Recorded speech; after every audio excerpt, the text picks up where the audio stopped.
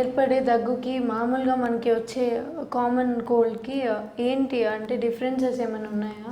ఉంటే అవి ఏంటి డాక్టర్? మంచి క్వశ్చన్ అడిగారండి. కరోనా పేషెంట్ యొక్క దగ్గుకి మామూలు పేషెంట్ దగ్గుకి అంటే సో ఒక విషయం అండి, మామూలు ఇప్పుడు కరోనా వచ్చిందంటే పేషెంట్లందరికీ దగ్గు ఉండాలని లేదు.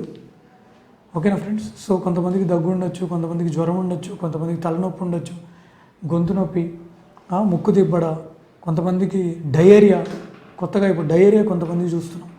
అట్లనే జనరల్ బాడీ వీక్నెస్ రావచ్చు, తర్వాత జాయింట్ పెయిన్స్ రావచ్చు, లేకపోతే వీక్నెస్, తర్వాత మలైజ్ అంటారు కదా,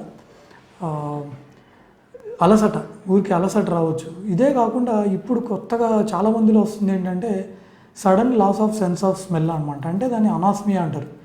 అనాస్మియా అంటే ఏంటంటే sudden loss of sense of smell. అంటే ఏంటంటే సడన్గా వాళ్ళకి ఈ వాసన తెలియదు. ఇప్పుడు మనకి కర్పూరం వాసన తెలుస్తుంది, అదే అగరబత్తి వాసన తెలుస్తుంది, స్పిరిట్ వాసన తెలుస్తుంది, అది తెలియకపోవడం. అట్లాగే sudden loss of sense of taste కూడా తెలియదు కొంతమందికి.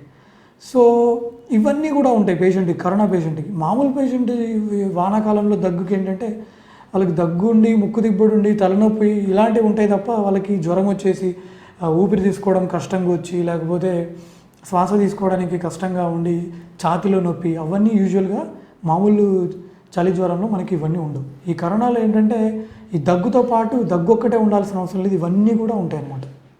అందరిలో అన్నీ ఉండాల్సిన అవసరం లేదు, ఇవన్నీ క్లినికల్ ఫీచర్స్. కొంతమందిలో కొన్ని ఉంటాయి, కొంతమందిలో కొన్ని ఉండవు.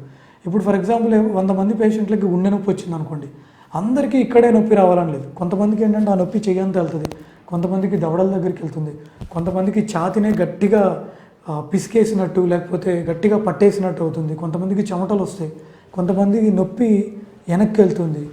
సో ఈ ఫీచర్స్ అనేవి ఇలానే ఉండాల్సిన అవసరం లేదు. సో 100 మంది పేషెంట్లు ఉన్నారంటే అందరికీ ఒకే రకమైన ఫీచర్స్ ఉండవు.